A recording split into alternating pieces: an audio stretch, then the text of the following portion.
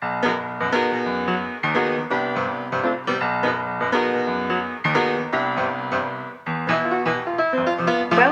to Radio Gaianim, bringing you a Sophianic broadcast featuring visionary teacher John Lamb Lash. Today is the 24th of July 2018. The title of this Radio Gaianim broadcast is What's the Message Coming Through the Mandela Effect? Good question. So we're putting this show together today because a new and very good friend of ours, an ally, Mr. R, I'm going to call you, he actually wrote to Matt of Quantum of Conscience, as John asked people to do in his last but one radio show. Politely. So our friend wrote to him. I think they had some interaction previous to this. So the response is, thanks. I have seen others talk about the ME as some sort of message, but I have spent no time on this. Because I don't have time to walk down this huge path right now, let me just ask you plainly. If people like you and Lash have been trying to decode a message, what is the message? What do you guys have so far? And that is a quote from Matt's email in response to our friend and ally. Yeah. So we thought we would answer that rather than getting into an email response, which I generally don't do. We'll answer it publicly and openly. Now, I've never done this before, so this is a new frontier. I've certainly been interviewed a lot on the internet by Max Egan and Lisa Harrison and many, many other people. But I've never quite done this kind of exchange before, so here we go. Where do we start? Well, I'd say we start at the top, wouldn't you? Like, with the question. Yeah. Yeah? So, Matt, since we're talking to you, I might address you directly from time to time, if you don't mind. I'm sure that you could agree, or would you agree, that you could get a message in your mailbox. Say you go out in front of your house and you open the mailbox, and it could be just a message, a note, signed or unsigned, right? Well, what's the difference? Difference is, with the signed note, you know the source of the message. Yeah. But you'd have to exercise your detective skills. Perhaps the source of the message, the person who signed it was deceiving you, and that's something you'd have to investigate. But I'm using that simple analogy to get this little talk rolling because it allows me to emphasize something I consider of great significance. In the Gnostic investigation of the Mandela Effect, it became clear that the source of the Mandela Effect was using certain parts of it to identify itself. So it was signaling through the, what are we going to call it, the symptoms, the instances of the Mandela Effect, such as changes in logos, changes in movie dialogue, in book titles. Songs. Yeah. And it was, in part, the signals that were coming through the effect were actually referring back to the source of the effect. So when I talk about the message of it, I emphasize and I proved in this investigation that the Mandela Effect indeed reveals the source that is producing it. Okay? So what is that source? One would like to know. Well, first of all, I want to say that it's not a source that was an unknown source. It's not something that, a source that came to reveal itself at the moment the Mandela Effect was noticed. It is a pre-existing source. In fact, it is pre-existing all the way back to the origin of the earth, if you follow the Gnostic narrative of our story here on earth. Wouldn't you agree? Yes. Right. So that's a remarkable point to take on board. The source that revealed itself can be given various names. The Gnostics would have called it the Aeon Sophia. During the course of the Mandela Effect, I think in the first 5 or 6 talks, I indicated my caution about using this terminology, although as far as I'm concerned, as a Gnostic, it's perfectly correct and exact to say that the Aeon Sophia, from the Gnostic narrative of the mysteries, is the source of the Mandela Effect. She is, if you wish, the supernatural, pleromic, galactic level agency producing that effect. But I realize that some people who are not maybe familiar or comfortable with that language might prefer something a bit more neutral. So I propose the term PSI, which stands for the Plenary Sovereign Intelligence. But even so, that definition, which I could say, okay, maybe, Matt, you would be more comfortable with that. I'm saying to you, look, I identified the source, and it comes from a plenary sovereign intelligence. Okay, let's take that on board. Well, there's a question that follows that answer. As often happens when you follow the Gnostic method, each answer prompts another question. So the Gnostic method is a method of continuous upscaling, of learning by asking better and better questions. So plenary sovereign intelligence prompts the question, whose intelligence is it? Now, some people might prefer to think, it's just some disembodied spiritual intelligence. It's some off-world intelligence. It's some other dimensional intelligence. But the Gnostic teacher and his students and followers will not let that go by, because they will pose the question, well, why couldn't it be an intelligence in this world, present to us, accessible to us, right here and now? Why does it have to be off-world? Why does it have to be in some other dimension? And so I propose that it is the actual intelligence of the earth that is the source of the Mandela Effect. And it is the mother planet who is reaching humanity through that effect. And thereby lies a certain problem, which is about talking about the mother planet, right?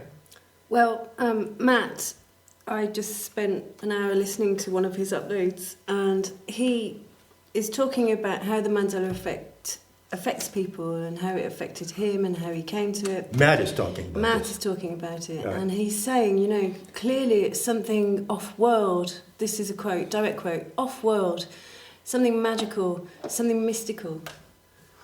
And he doesn't buy into the quantum D-wave computer. Excellent. But he's still stuck in this paradigm of quantum, other world, other realities. We're just here as avatars. Our consciousness is somewhere else, which, is not the case. It is not the case in the Gnostic perspective of life. All consciousness is embodied.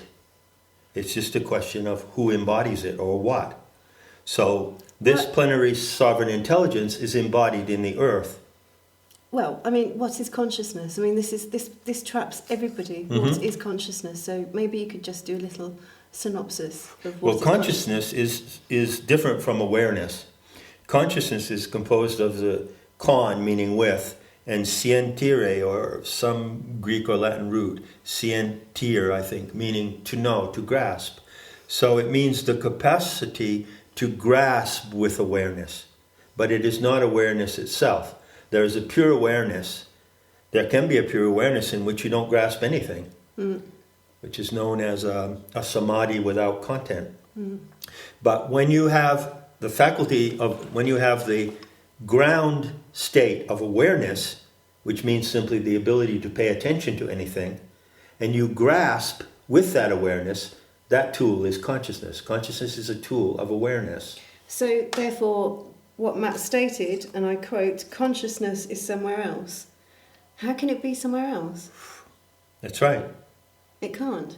It really can't be. How can you have the consciousness to know that consciousness is somewhere else if Unless the you have consciousness it. is not here and now? By the way, we're on this topic. I don't want to. I'm not intending to bash you at all in this talk. Far from it. I wouldn't enjoy doing that. No, he seems like a good guy. Yeah, he does. And I'm, as everyone knows, my fault is that I'm way too kind. Yeah. So I'm going to continue and just say, by the way, Matt, that quantum mechanics and quantum physics is a Jewish fraud. And it is a paradigm that does not go anywhere. It is disembodied. It is demented. It is part of the demented scientific mentality of our age. And you would be much better off if you dropped that paradigm and got back to the notion, or at least considered going toward the notion of sensuous, living, mystical, magical, embodied consciousness. Because that is where you go on the path of gnosis. But from what I gathered from just listening to him speak, I think he said, the Mandela Effect changed my life. I was seeking for truth.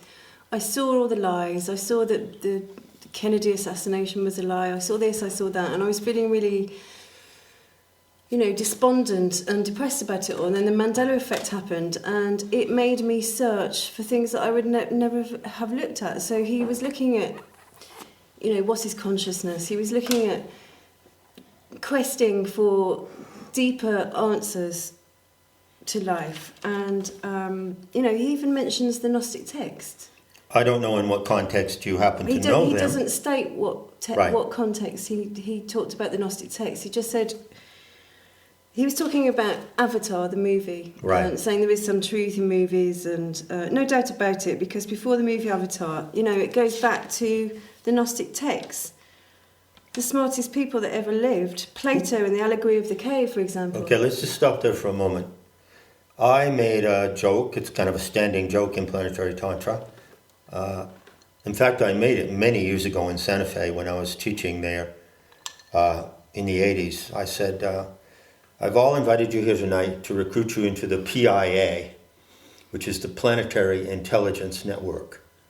And I've also said that this horrible term, intelligence community, which is used for the three-letter agencies which are there to deceive us and manipulate us and destroy us, could better be applied to the Gnostics. They were the original intelligence community on this planet, and they still are.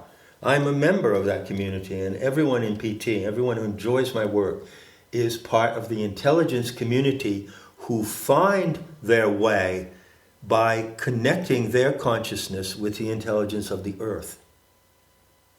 That's the common ground we have. It's the common ground that you're standing on or sitting on. It's the air you breathe. Well, it's palpable. You can smell her, you can touch her, you can feel her, you can see her. Every sense is affected by that. And one more note before I get back to this problem of Mother Nature, Mother Planet, which I'd like to go over with you. In the process of developing Gnostic intel, you run into obstacles and syntax glitches and paradigm problems and traps and trapdoors and rabbi holes. And in the process of getting around them or correcting them, you amplify the learning experience. This is something that we do all the time. So let me see if I can amplify your learning experience, presumptuously speaking here, about Plato. Plato was not a Gnostic. And although it is said that Plato was initiated into the mysteries, I would correct that by saying Plato probably did participate in the Eleusinian mysteries, not far from Athens, but he was a flop. He flunked out of the mysteries. How do I know that? Well, that's a long story, my friend, but I'll tell you one thing that certainly discloses that Plato did not know the mysteries. Plato, who was a Greek intellectual, decided to leave as his legacy to the world a number of writings, and in these writings he presented what he considered to be his supreme paradigm, which is the paradigm of Plato's cave, which everyone teaches. And Plato's cave is an analogy, a metaphor, that is based on an idea that there is a light and that the light casts shadows, and that all the people in Plato's cave see is the shadows, but they don't see the light. Well, I have made it explicitly clear and proven it to a number of people that there is a light that does not cast shadows. Mm-hmm. And that is the organic light, which was the ultimate revelation of the mysteries. So I put it to you, Matt, that if Plato had been an initiated Gnostic, he would have never proposed the parable of the cave, because he would have known about the light that casts no shadow. Yeah, he would have made the parable about the light that casts no shadow. That's right. He would have made a different parable. He would have revealed what he knew in a different way. So be careful about that. Plato was not a genuine Gnostic. Okay, so back to when the question of talking about Mother Nature Right. and the Mother Planet. We've been discussing this, Jenny and I, over the last couple of days, because I woke up in the morning and sometimes questions crystallize in your mind, like in a solution, like sugar forms with supersaturation into crystals. And so that's how the mind works. I've used that analogy often, supersaturation. So there can be something floating around in the solution of your thoughts, in the cloudy solution of your thoughts. And then one day it just crystallizes. And what crystallized to me recently was that how people respond to various statements or assertions about the natural, the supernatural or divine or spiritual. So for instance, if you say to someone, well, God said this, or God said that, or I'm talking to God, or I'm talking to Jesus, or I'm talking to the Pleiadians, or some off-world spiritual entity is speaking through me, you get a fair amount of people who will stop and nod their heads and they'll listen to you, right? Especially if you talk about God, even if it's not the traditional God. Matt, you may be a Christian. You may have your own idea of God. I don't know. I don't think he is. He did allude to the fact that he was talking about other Christians. So Okay. I don't think he is. Anyway, get my point. If you broach a conversation based on the loose notion of communicating with God or the Pleiadians or the Ascended Masters or something, people will listen to you. They're intrigued. On the other hand, if you make the point, which has very often been made, They're intrigued, or they're being tolerant, because they might not believe in God or Ascended Masters or any of that stuff, but it's acceptable. It's acceptable in human discourse for people to speak like that, and because people who have religious beliefs their beliefs are untouchable. That's what a lot of people think or say. right? That's why it's acceptable. Exactly. Talking just in a loose sense about discourse and broaching a line of discourse is something that you do. You as a commentator on YouTube, I do it as a teacher and commentator. And there's a certain receptivity to that kind of talk. Yeah. Okay? On the other hand, if you go to the question of nature and you open a discourse on this topic of our alienation from nature, which is a profound and deeply significant topic, pretty much opened up by the Romantics during the Romantic movement in the late 18th century. Well, many people will nod their heads and they will listen, they will agree. Wow, well, whatever else is wrong with us, the fact that we came forth, our species came forth out of the natural habitat, out of the womb of nature, and today many people live almost entirely disconnected from nature. They're wired up to electronic devices. They're in a field of shortwave radio emanations, 5G, everything. I mean, how many times have you heard this discourse? So if you start to talk to any group of people about that, you're bound to see them nodding their heads and saying, oh yeah, nature is really important. Mother Nature is really important, right? So you've got discourse on the off-world God or the disembodied spirit entity is acceptable. Discourse on Mother Nature is acceptable. But then if you say, like the Gnostic teacher says, Mother Planet, something happens. I detect that something happens. Yes, it does. People either balk or they kind of glaze over. I don't know why that happens, honestly. I've been mystified about it for a good number of years. And I'm not going to speculate about it now, but Jenny will attest that is a fact. Yeah. that we encounter, right? Yeah. I mean, I'm wondering if it's purely because it's just not in the discourse of tolerable things to say. Well, there is a bridge to be crossed here somewhere. There is a threshold to cross, because while it is easy and acceptable to discourse about communicating with nature, there's another factor that comes into play when the subject is communicating with the plenary sovereign intelligence of the earth in direct intercourse with that intelligence. That's Gnosticism. That is body-based nature mysticism or biomysticism rooted in the Gnostic teachings. And I have detected that there is a certain resistance to that through the years. So, back to your question. What is the message coming through the Mandela Effect? Well, the message is, first of all, coming from a particular source, which is the mother planet.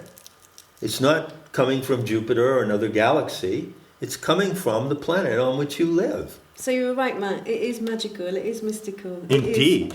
Yeah. Everything you said. But it's not off-world. Yeah. No. It's in-world. And because it's in-world, and you are in her world, and you are in the habitat of the divine experiment where she placed you, according to the Gnostic sacred narrative, you have every opportunity to interact with her. And so the Mandela Effect is, first and foremost, a signal drawing the human species to interaction with the mother planet and with the galactic source of our species. That's what it is. I can't put it any simpler than that. And I think I must have said it 100 times in the course of those 70 talks. Okay? So now let's move on to the question of the ping. When I began to decode the Mandela Effect, I used the example of a ping. What is pinging in IT? It's like when your cell phone sends out a signal. Ping me. Yeah, it pings. I don't know exactly how it works, but the ping is the signal in the IT electronic network that gets the attention of a device. So when you call me, you're actually pinging my cell phone. When you Skype me, you're actually Skyping pinging my Skype app, right? So everyone knows what a ping is, right? But just imagine that I, John Lash, send you, Matt, a ping, meaning that it's a prelude to a message I'm going to send you, and you stall on the ping. You just keep hearing the ping, ping, ping, ping, but you don't pick up the ping in such a way that you can then be in transmission to the message coming your way. So, what I showed at the beginning of the Mandela Effect was that these many, many instances in the 16 categories I described are, first of all, just pings to get your attention. Now, I can make an assertion on the basis of my experience as a Gnostic teacher, and I'm not alone in this because there are hundreds and hundreds of people in Planetary Tantra who followed my work who could, out of their own mind, out of their own understanding, could make the same assertion, is that she is pinging to humanity at large, and this is a novel experience. There were many instances that can be cited showing how the mother planet communicated with people in the past. The highest example of that communication was the Gnostics, who had direct access to her mind, as I've shown in Not in His Image.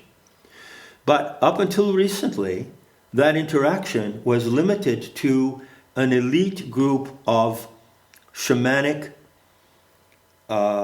seers, those in the intelligence community who had the method and the discipline to engage in that interaction.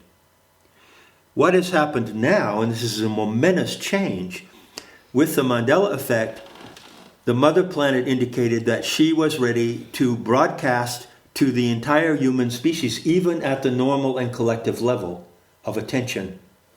So she went, and this is a delightful point about the Mandela Effect, and, which we all laughed about quite a bit.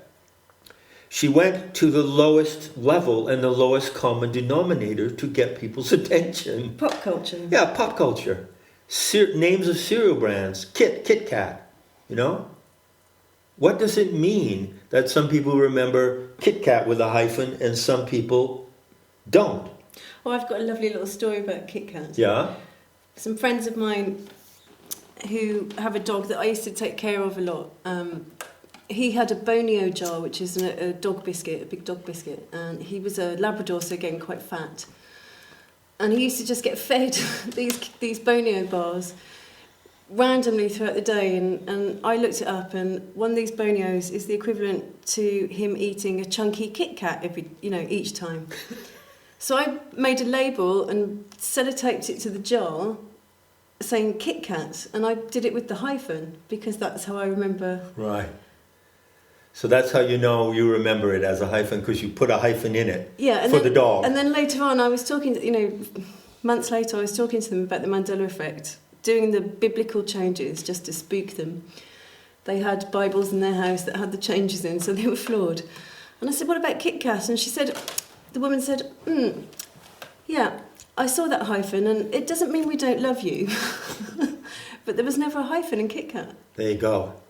So this is one good example, we could cite dozens, of a signal coming through on the most mundane, trivial, banal level. Why is it coming through on that level? Because in the first attempt of the Aeon Sophia to reach the species collectively, that is to say, to reach not merely an elite who are able to access her, but to give access to the whole species, she chooses that which is at the most common level of attention. She gets your attention at the level where your attention is. That's the ping. That's the ping. But each instance of the Mandela Effect can be distinguished by this standard. Some instances are merely pings. They're simply there to get people wondering, get people questioning, get people thinking, hey, maybe something's trying to reach us or something's trying to get my attention. By the same standard, there is a second category, and that is the category in which the ping leads your attention to a coded message. So that is the case with Kit Kat. Mm-hmm. It's not just a ping without a coded message, there is a coded message in it, and that message is about toxoplasmosis and the archonic infection of the human brain, which has been brought to our attention through the behavior of cats. So mind parasites is something that we're going to come back to at the end of this talk. That's right. Something that Matt said in that upload, which I found really interesting, is that he said, right, I'm going to take credit for trying to put this one out, and he was dismayed that it didn't really catch on, but he said, quote, the new reality is almost inferior. I don't know exactly what he meant by that. Well, he claims it's the greatest fingerprint we have to figuring this thing out. The ME. Yeah, me, yeah. But the new reality it's bringing us to is almost inferior. Is that what he means? I don't want to paraphrase him wrongly. Perhaps that's what he means. Perhaps that's what he means. Well, I would agree if that's what you mean, Matt, because the new reality of consciousness, the great awakening to the connection between our species and the Divine Mother appears to be in the world today a mere trickle compared to the massive amount of deceit and brainwashing and propaganda and lies to which we are subjected. Mm. But it's only the beginning of her correction. And in the beginning, it appears as a mere trickle, which you might compare to a tiny trickle that comes out of the mountains somewhere in, in Kenya, and then develops into what you call the river of the Nile. It starts as a tiny trickle. Which flows upwards. Which flows northwards. Weirdly. Due north. Due north. Right. So, okay, we're at half an hour here. Let's keep it tight, keep it concise. Let's get back to your question. What is the message coming through the Mandela Effect? The message is about Sophia's correction. It is about the activity of the planetary animal mother. There are many names for her. Currently, in her correction. Now, what is Sophia's correction? Well, if you go back and you read the Gnostic material, you'll find that this concept shows up. But it's only a clue. It's a word, diorthosis. I've extensively discussed this word over the last 15 years. And the way to understand this or to approach this is to use the metaphor of the divine experiment. So I elaborate this in the early talks on the Mandela Effect. Now let me just rephrase it very quickly. One way to think about the human condition today, where are we in the cosmos? Why are we here? What are we doing here? What's it all about? What's it all about? What is my purpose? Where did the human species come from? Where are we going? One good overarching metaphor, not to answer that question, but to provide a framework for discovering answers, is to say we're in an experiment, a divine experiment. And I introduced this metaphor, but there's a trick to that proposition, which was clearly elucidated by the Gnostics. That is, we are in a divine experiment that has been hijacked. There is a problem in the divine experiment.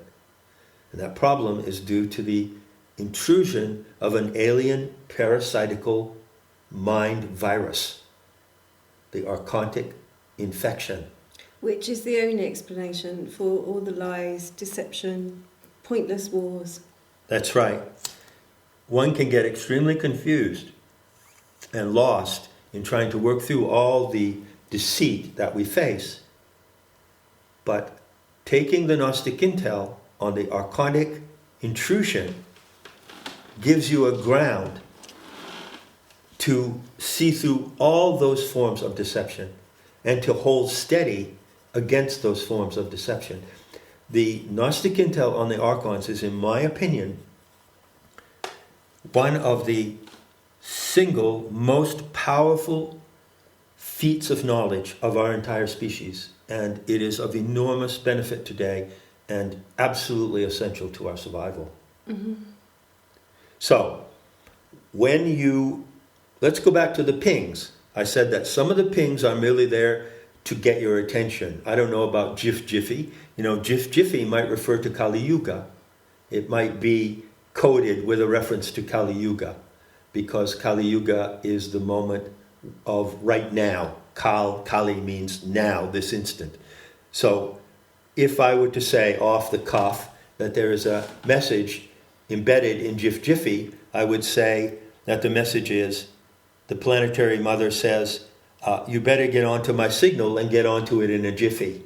Get onto it fast, because this is going to unfold really, really fast. And it is a fast process, wouldn't you agree? Yes.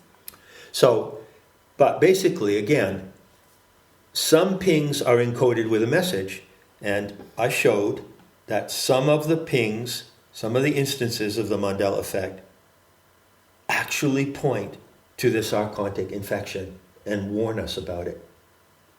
They are particularly contained in the 6 translations of the word Mandela, right? Yeah. Right. There are 6 translations, and they're in German.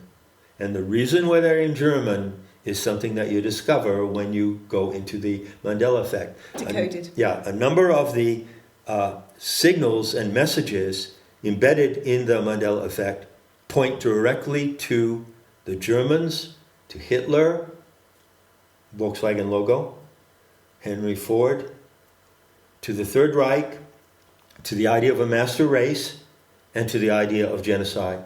So, what is the message in the Mandela Effect? Part of the message is a warning about white genocide, which is only the prelude to the total genocide of all races.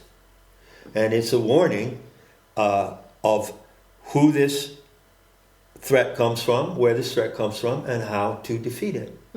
So the message is complex, but what I'm doing here, or trying to do, tell me how I'm doing, Ginny, is to just unpack for you some of the elements of this message, which is a momentous message.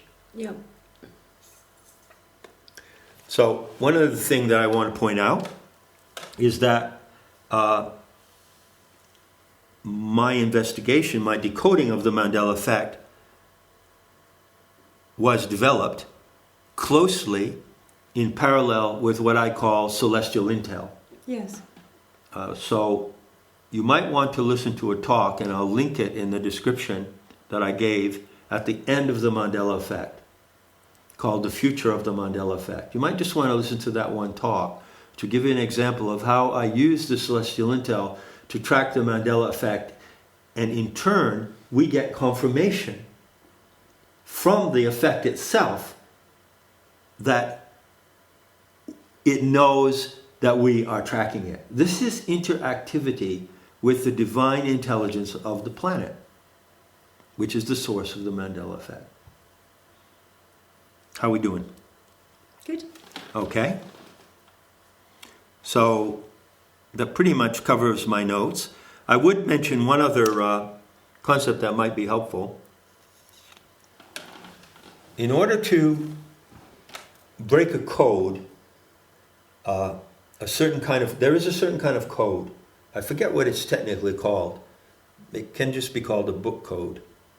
For instance, suppose you take a book like Light in August by William Faulkner, and you take a particular edition of that book. Let's say it's a paperback edition that's now gone out of print. And you go to that book and you choose letters. You choose letters in this way. You open up a page, 23, you go down to line 7, and you choose the 6th letter. So the number code is 23-7-6. So that's a code for a letter, say the letter F. And so you write a message using that code. Now I've pointed out that a child can compose a code like that if they were told how. An 8-year-old child could. And nobody can fucking crack it. Nobody. A quantum computer could not even crack it. How do you crack a code like that? You have to have what is called the cipher book. And the cipher book is simply the book upon which the code is based that enables you to then know that these sequence of 3 numbers refers to a page, a line, and a letter in that line. Simple enough. Once you know that, you can read the code, right? Well, the Mandela Effect is similar to that, which raises the question, what is the cipher book or cipher text to use to break the code? To break the code. And the answer to that is the Nag Hammadi writings.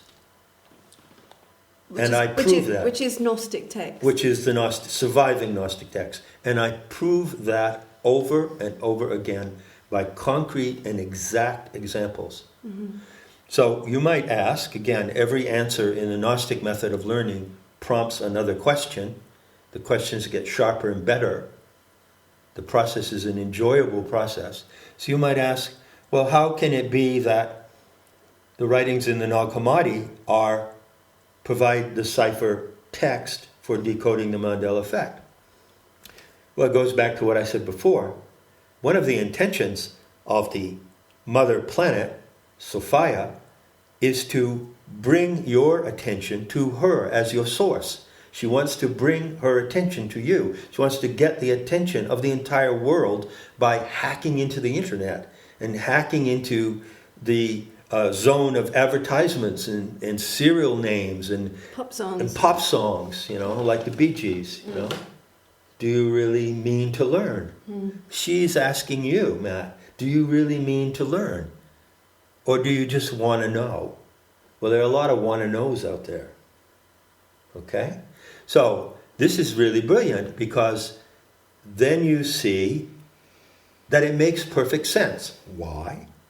Because the Nag Hammadi materials, pitiful as they are are the only surviving materials we have that tell who she is and tell her story. So it makes perfect sense that if the ME is coming from her, it would be embedded with coded signals that point us to that material. Well, she is mentioned in other cultures, isn't she? Yeah, but her complete and coherent story is not mentioned. And there's also a lot of disinformation about her coming from various sources, right? So did I cover that pretty well? Yeah, do you want to go back to Interview with the Vampire? Right. This is a great example of a ping that's coded. Now that was a huge ping for a lot of people. Yeah. You said that, Matt, that got your attention. That stunned a lot of people. Yeah.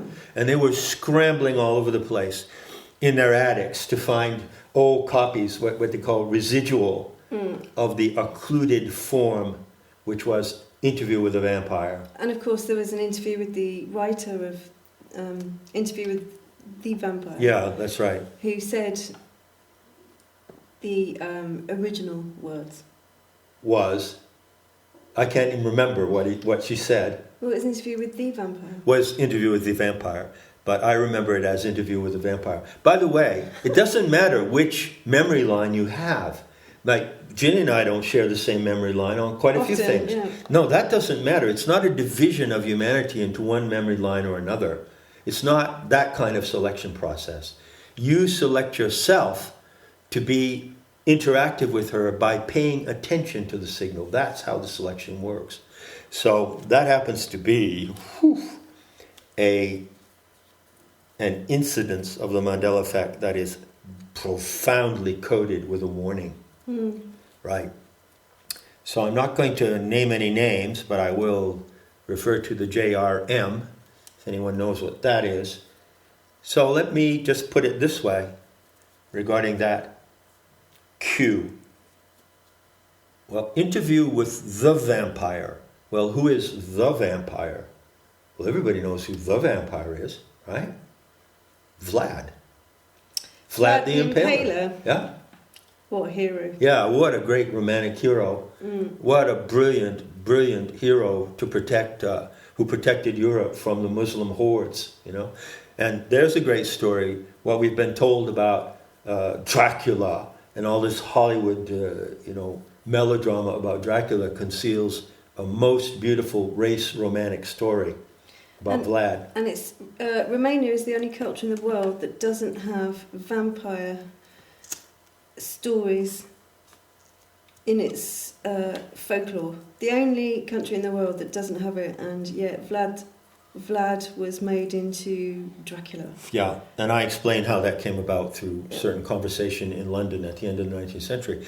But also, for your delight, I would add that that the Aeon Sophia is pointing to a clue encoded in the land of Vlad, and that is Romania. And if you look at the Gnostic materials, you'll find that the Coptic word for humanity is Rome. So by pointing you to that, she is actually calling you. She's calling you Rome, my magical child. She's not just calling the individual species, she's calling every single member of it who cares to give her the full attention she deserves and she requires, okay? The other question is, well, who is a vampire? Well, what does that question imply? Well, it implies that you could walk down the street of any city, like New York City, and there could be vampires all over the place. Well, there is. And there are. Right? And there are. And who is a vampire? But it goes even deeper. I draw your attention to October of 2017. And on October 5th of 2017, there was an event that occurred, the alleged Las Vegas shooting at Mandalay Bay. So the word Mandela was encoded in the location of that. The word Bay refers to a victim of JRM in the most famous case of vampirism in recent recorded history. But you can go and investigate. And so, who is a vampire? Well, in the case of that file, which we investigated at length, the name of that vampire was Favel Schneerson. Right. Yeah. So the point I'm getting at, to you, Matt, and all the other people who are listening, is that the message coming through the Mandela Effect it's vast. You know? So there is no one single answer? There is no one single message, but there's a warning, there's an invitation to the organic light. Mirror, mirror on the wall, who's the fairest of them all? That's a reference to the organic light, which is the most beautiful sight any human being can behold. Mirror, mirror is a reference to the way that the Aeon Sophia uses the third attention, the mirroring attention. And there are so many verifications. What you see in this investigation is that the verifications that the gnostic way of decoding are correct come from the effect itself. They are proven by the effect itself. So, it's a vast answer to your question, but to boil it down to a soundbite, the message is that your Divine Mother is accessible to you. Her mind and intentions and purposes are accessible to you to interact with her for the correction of the evils operating on this planet. Good. Okay, I'm just going to finish here with... so I was looking at Matt's work. I hadn't really paid that much attention to him before when he was doing the Mandela Effect because he's got quantum going on and I tend to run the other way. He's got a quantum virus running. Delete that virus from your mind. So his last upload, which was a couple of days ago I think, was just... it was a minute or so long, and it was just text saying, link in the description is about the best video I have seen in months, and unfortunately it's a link to Thomas Sheridan's Breaking the Babylon Mind. Now, Thomas Sheridan, where do I start? You've done an interview with him, haven't you? I did several interviews with him. Yeah, about handling the psychopaths. It was a long time ago. Thomas Malone hosted that. That's right. Thomas Sheridan is, at the very least, a sociopath, or at the worst, a psychopath. He pretends that he's an expert on psychopathy. He's got no training. He describes himself as a punk, artist, whatever. He used to work for Goldman Sachs. He claims that people who question the Holocaust are psychopaths. He's so full of... He pretends to be a pseudo-intellectual, and he says nothing. I mean, we listened to a little bit of this upload that Matt recommended, Breaking the Babylon Mind, and it is utter drivel. Utter drivel. Not only that, to the extent that there's anything true in it, it's obvious to many people already, especially those of the Truth Core, that, there is a massive mindfuck going on, and this is how it works in general terms. But to expound on it like he's some kind of expert on neurosciences, or like he's revealing some kind of deep metaphysical secrets of consciousness, is completely ludicrous. It's just, that's the way Sheridan is. He's a blowhard, and he's totally full of himself. And so there's a quote here from him. The reality is that apart from their own kind, talking about psychopaths, other self-proclaimed non-idiots, most people find such arrogant and obnoxious debunkers and hardcore skeptics to be strangely angry and boorish, and often confrontational to the point of hysterical. So many of them seem to lack basic social and behavioural skills when debating with their kook of choice. Their absolutism can be staggering at times. Now, this is a man who was a professional troll. He professionally trolled Irish media. That's right. I suggest, Matt, you go and look at a website called The Real Thomas Sheridan.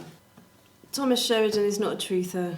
Thomas Sheridan is a pretender and a liar, and will lead you down the wrong hole. You will not get any truth from it. He actually told people that the James Wright Foley Mossad fake beheading, that he knew the family. Oh, really? Of Foley. even though Foley's alive and well. Trouble with pretenders of that type is, like a certain tribe to which we often refer, they're so advanced in their psychopathy that they don't even know when they're lying. Well, he's diagnosed himself as a borderline sociopath. Oh, has he? Yeah. Self-styled punk rock psychologist. I mean, what the Okay, so we're not going to waste any more time on him. bashing Sheridan. I'll just close with this remark. I listened to the first opening of this babbling from Sheridan, and he makes a really strong message, puts a really strong emphasis on some message about parasites, mind parasites, yeah. mind virus. Okay, that's a meme. Wouldn't you say mind parasite is a meme? Where have I heard that before? Yeah, where does that come from? In fact, who were the first people who warned us about mind parasites intruding upon the divine experiment on earth? Well, it's the Gnostics. Yes, it was indeed. And if you read Not in His Image, you'll see that the whole archontic narrative is clear as day. And although the meme or metaphor of mind parasites is widely used today, unfortunately, those who use it are not all or often grounded in the Gnostic material. So in closing, I make my case to you that by grounding yourself in this Gnostic material, you really acquire the tools and the skills and discernment and the discernment and discrimination to cope with, overcome, and overturn many of the problems that you are discussing. So all I can say is it's a treasure trove of wisdom. Oh, by the way, the other comment. Matt, I believe you said somewhere that the Mandela Effect phenomena is so big that no one man can solve that riddle. It is, he said, quote, "It's something that is beyond the scope of any man to figure out the cause." Any man to figure out the cause. Well, I don't know what to say. I ask you, did it take one man to write Ulysses by James Joyce? Did it take one man to write Finnegan's Wake? Did it take one man to direct Avatar? How many men directed the film Avatar? As far as I know, just one. I'm not alone in this investigation, and I'm not the only one who's developing it. I just happen to be the inceptor of the process. It's a process, and I initiated the process, but I'm not the single and sole authority. Well, and I would like to add that when people joined MED channel and started to get the decoding of the Mandela Effect, they were joining in the process as well. So they were unravelling clues. They were going for it. They were finding clues. They were producing original material. Yep. And as my last message to you, man to man, I would like to ask you a question. Would you like to produce original material? As far as I can tell, you don't produce original material. You do what most people on the internet do, is you're a commentator. So I think that you have a great passion for knowledge.